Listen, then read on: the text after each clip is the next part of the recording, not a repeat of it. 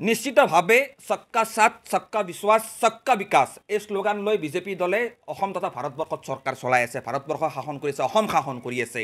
তেনেকুৱা ক্ষেত্ৰত এক চৰকাৰী কাৰ্যসূচীৰ পৰা য'ত নেকি অসমৰ প্ৰায় প্ৰতিটো দল সংগঠনক আমন্ত্ৰণ জনোৱা হৈছে, একমাত্ৰ সংখ্যালঘু মুছলমানক প্ৰতিনিধিত্ব কৰা দল সংগঠনক তাত আমন্ত্ৰণ জনোৱা নাই। এক নিশ্চিতভাৱে অসম চৰকাৰৰ এক সাম্প্ৰদায়িক নীতিৰ অংশ এয়া। আৰু ডক্টৰ ৰণোজ পেগু ডাঙৰীয়াই অসমৰ শিক্ষা বিভাগটোক সাম্প্ৰদায়িকৰণ কৰিব বিচাৰিছে, অসমৰ সংখ্যালঘু জনগোষ্ঠীটোক শিক্ষাৰ ক্ষেত্ৰত পিছ পেলাই ৰাখিব বিচাৰিছে।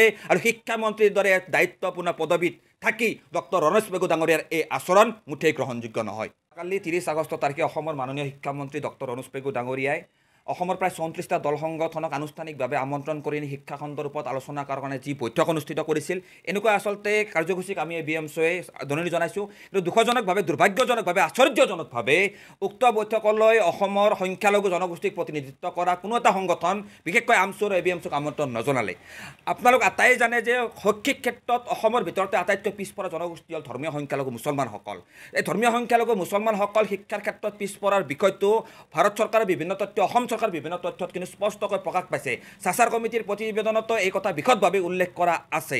আজিৰ তাৰিখত আপোনালোক আটাই জানে যে 2011 চনৰ লোকপিয়ল অনুসৰি অসমৰ মুছলমান পুৰুষৰ সাক্ষৰতাৰ হাৰ 68% আৰু মহিলা মুছলমানৰ সাক্ষৰতাৰ হাৰ 52%।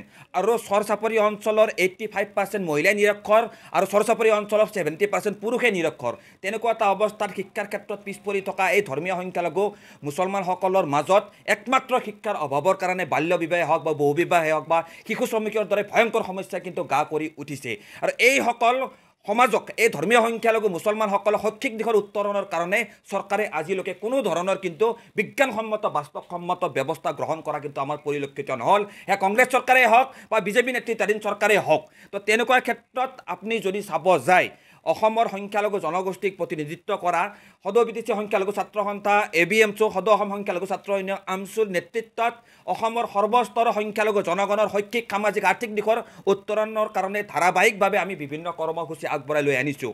আমাৰ কৰ্মসূচীৰ জৰিয়তে এই অঞ্চলত আজিৰ তাৰিখত যি অঞ্চলত যদি আপুনি চাব যায় ছাত্ৰ ছাত্ৰী অনুপাতে শিক্ষক নাই, আমাৰ ধৰ্মীয় সংখ্যালঘু মুছলমান অধ্যুষিত অঞ্চলত বিদ্যালয়সমূহৰ অৱস্থা আজিৰ তাৰিখত তথ্যবস্থ হৈ আছে।